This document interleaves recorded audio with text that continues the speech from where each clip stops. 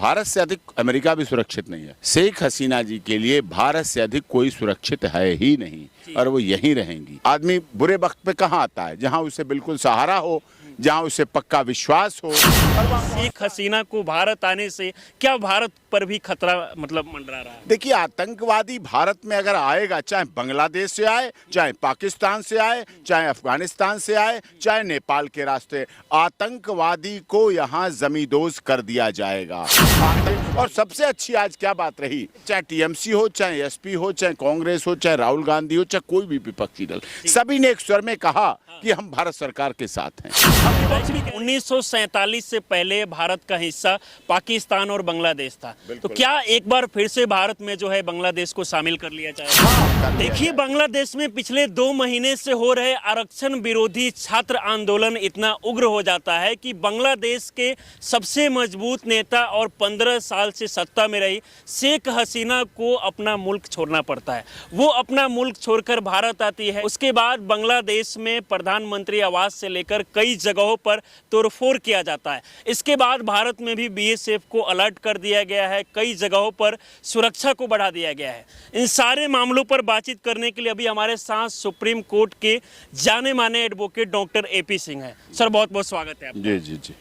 इस मामले को लेकर सवाल खड़ा हो रहा है कि शेख हसीना को भारत आने से क्या भारत पर भी खतरा मंडरा रहा है? नहीं नहीं, भारत पे कोई खतरा नहीं मंडरा रहा। हाँ। भारत बहुत सुरक्षित, संरक्षित हाथों में है। हाँ।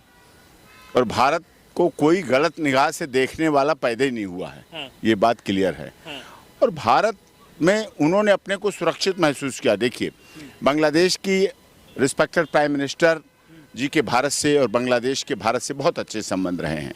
कभी दुश्मन देश जैसी तो कोई बात ही नहीं हुई। बहुत अच्छे देश हैं। हाँ। और निश्चित तौर पर उन्होंने अपने को, आदमी बुरे वक्त पे कहाँ आता है? जहाँ उसे बिल्कुल सहारा हो, जहाँ उसे पक्का विश्वास हो, और वहाँ पहुँचता है।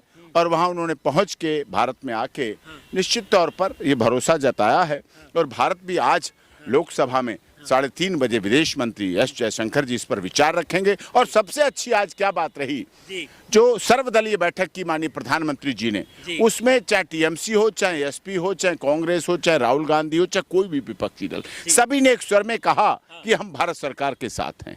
हम विपक्ष भी कह रही है कि विपक्ष कह रहा है, विपक्ष कह रहा है, ये बड़े गर्व की बात है। इस गर्व से बांग्लादेश और भारत में जो संबंध हैं वो बहुत अच्छे हो जाएंगे, क्योंकि विपक्ष ने भी कहा है कि हम भारत के साथ। देखिए, आतंकवादी भारत में अगर आएगा, चाहे बांग्लादेश से आए, चाहे पाकिस्तान से आए, चाहे अफगानिस्तान से आए, चाहे नेपाल के रास्ते, आतंकवादी को यहाँ जमींदोज कर दिया जाएगा।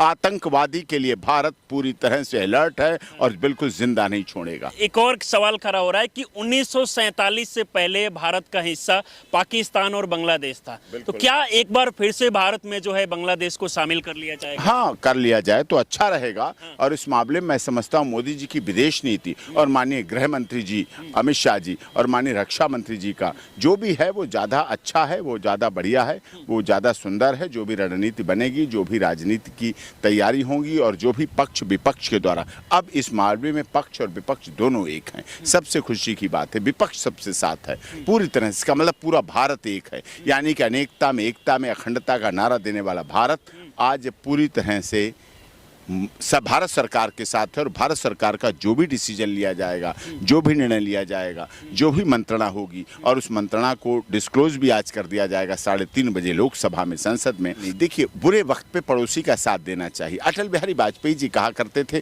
पड़ोसी बदले नहीं जाते हैं, पड़ोसी पड़ोसी ही रहते हैं। इसीलिए पड़ोस में अच्छे संबंध रहना चाहिए, मित्रवत संबंध रहने चाहिए, दोस्ताना संबंध रहना चाहिए। अच्छे बुरे वक्त पे पड़ोसी ही साथ आता है। बांग्लादेश में जो 2 महीने से प्रदर्शन हो रहा था, इसमें यह भी कहा गया कि कई जगहों पर कई लोगों का मौत हुआ। इसके अलावा मंदिर को जला दिया गया, जाके कई जगह पे तोड़फोड़ किया गया। इससे भारत पे कितना प्रभाव पड़ा? जो असामाजिक तत्व हैं, वो चाहे पाकिस्तान के हों चाहे बांग्लादेश के हों, वो सबसे पहले टारगेट करते हैं मंदिर को। मुगल सिस्टम में ही है ये, जो अस्थिर मुगल शासक रहे, अच्छे नहीं, अस्थिर जो लोग रहे, उन्होंने सदैव मंदिरों को ही टारगेट किया, मंदिरों को ही निशाना बनाया, चाहे बांग्लादेश हो चाहे पाकिस्तान हो। पाकिस्तान में भी मंदिर लगातार तोड़े जा रहे हैं, बांग्लादेश में भी इस्कॉन मंदिर तोड़ दिया गया, कोलकाता वहाँ बांग्लादेश में ढाका में इस्कॉन मंदिर तोड़ दिया, और भी मंदिर तोड़े गए, बहुत बुरी तरह से हुआ है हाल वहाँ किया गया। हिंदुओं पे भी हमले हो रहे हैं, हिंदुओं की भी जान की रक्षा करनी पड़ रही है, हिंदुओं को प्राण बचाने पड़ रहे हैं। 8 लाख के करीब हमारे स्टूडेंट को भारत बुलाया जा रहा है, जो पढ़ रहे थे, छात्राएं पढ़ रहे थे, उनको बुलाया जा रहा है। और ये आंदोलन जो चल रहा था वो अब बहुत विकृत रूप में पहुंच गया है, बहुत ही उसका जिसे कहते हैं चरमोत्कर्ष पर पहुंच गया है, और जिसकी वजह से वहाँ प्रधानमंत्री निवास में देखिए अब हमला हुआ, वहाँ जला रहे हैं, गाड़ियाँ जला रहे हैं, बसें जला रहे हैं और इंजॉय कर रहे हैं उसको, खाना खाते उनके प्रधानमंत्री आवास पे कई सारे ऐसे लोग हैं जो जाके खाना खा रहे हैं, ऐसो आराम कर रहे हैं, वो तस्वीरें ये इससे उनकी मानसिकता दिखती है, उससे उनकी अमानविकता दिखती है, अपने देश के, अपने लोगों के, अपने यहाँ अपनी सरकार, अपने प्रधानमंत्री अपनों के लिए ऐसा व्यवहार कर रहे हैं, इससे उनकी जो हिंसा की भावना है वो पूरी तरह से प्रदर्शित हो रही है और दिख रही है। सर, इससे पहले एक और चीजें देखा गया था, शेख हसीना के द्वारा 15 जुलाई को एक प्रेस कॉन्फ्रेंस किया गया और उसमें वो जितने भी जो छात्र आंदोलन कर रहे हैं उसको जो है अपनी भाषा में वो गद्दार कहते हुए नजर आती है। इसको लेकर भी छात्र जो है काफी भड़के हुए थे। नहीं, छात्र देखिए, सरकार छात्रों के लिए अच्छा कर रही है, कार्य कर रही है, निश्चित तौर पे कर रही है, लेकिन इस तरह के शब्दों से बचना चाहिए। छात्र भविष्य होते हैं, छात्र उज्जवल भविष्य होते हैं, छात्र नेतृत्व देते हैं, लीड करते हैं देश को, तो उन्हें भी थोड़ा सा समझना चाहिए। सर, भारत से बात किया जाए तो बहुत सारा ऐसा राज्य है जैसे असम, पश्चिम बंगाल जैसे अनेकों राज्य जो है वो बांग्लादेश से सटा हुआ है, तो वहाँ पर भारत सरकार को क्या करना चाहिए, सुरक्षा को लेकर किस तरीके से इंतजाम करना चाहिए?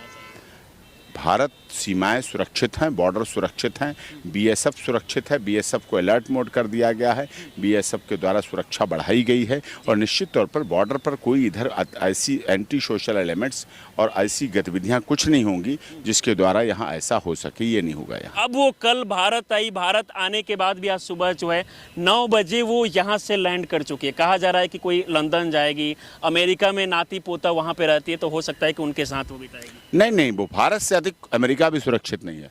शेख हसीना जी के लिए भारत से अधिक कोई सुरक्षित है ही नहीं और वो यहीं रहेंगी, यहीं मिलेंगी आपको, निश्चित तौर पर वो कहीं नहीं जाएंगी। अभी उनके बारे में 3:30 बजे बड़ी विस्तार से चर्चा करके पक्ष और विपक्ष, सरकार, सत्ता पक्ष, उस पर सबसे बड़ी बात तो सर ये है कि इसमें पक्ष और विपक्ष सब साथ हैं। हालांकि ममता बनर्जी एक आरोप लगाई कि बीजेपी के कुछ नेता जो है इसमें भड़काऊ वगैरह बयान दे रहे हैं। ना, कोई ऐसा बीजेपी के नेता हो, भारतीय जनता पार्टी हो, ममता बनर्जी हो, भारत के साथ हैं। अंदर हमारी कुछ भी बातें हो सकती हैं, हमारा मतभेद हो सकता है, हमारा मनभेद हो सकता है, लेकिन जब विदेश की बात आती है, जब कहीं भारत की सुरक्षा की बात आती है, जब कहीं भारत के संरक्षण की बात आती है, जब कहीं भारत के आगे बढ़ने की बात आती है, तब निश्चित तौर पर हमें विश्वास है कि विपक्ष भी पूरी तरह से मर्यादा के साथ, जिम्मेदारी के साथ, विश्वास के साथ, भरोसे के साथ, भारत माता के साथ, हिंदुस्तान के साथ, 140 करोड़ लोगों के साथ, दुनिया के सबसे बड़े लोकतंत्र के साथ निश्चित तौर पर बने रहे। चलिए, बाकी सर हमारे साथ इन सारे मुद्दों पर बातचीत किए, इसके लिए बहुत बहुत धन्यवाद आपको। बाकी देखिए, जब से मामला सामने आया है उसके बाद भारत बांग्लादेश में जितना भी जो एयरलाइंस की जो विमानें हैं सबको बंद कर दिया गया है। बाकी देखना होगा कि इस घटना को लेकर आगे क्या कुछ अपडेट जो है निकल के सामने आता है। बाकी आप लोग क्या सोचते हैं, जुड़े रहें प्रिंसिपल ऑफ न्यूज़ के साथ। बहुत बहुत धन्यवाद।